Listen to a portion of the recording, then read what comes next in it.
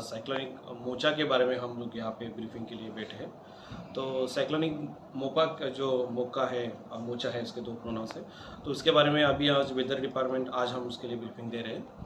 तो आज cyclonic storm वो फॉर्म हो गया है। आज रात तक सीवियर साइक्लोनिक स्टॉर्म में उसका कन्वर्जन होगा और बाद में ग्रेजुअली जब वो हिट होगा म्यांमार, कोक्स बाजार से लेके टिटवी तक, म्यांमार का एक गाँव है, वहाँ तक वो वेरी सीवियर साइक्लोनिक स्टॉर्म के रूप में हिट होगा। त्रिपुरा के लिए उसका इनडायरेक्ट इम्पैक्ट है। त्रिपुरा के लिए दो फैक्टर्स आएंगे, एक तो विंड फैक्टर है, हवा, और सेकंड है बारिश।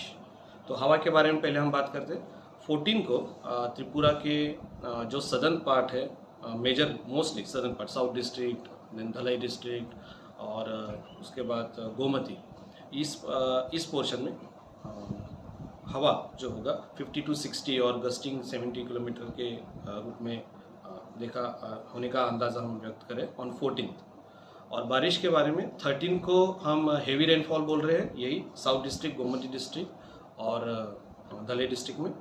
14 को ऑन 14 वेरी हेवी रेनफॉल होने का चांसेस है ये 3 डिस्ट्रिक्ट में।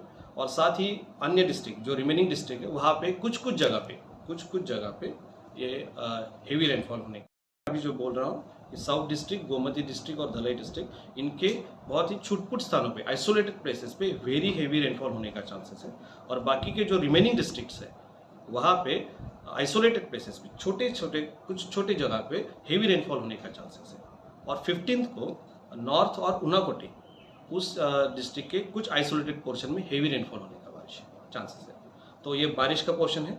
और विंड का मैंने जो बोला था कि तीन डिस्ट्रिक्ट के ऊपर और विंड हेवी विंड होने का चांसेस।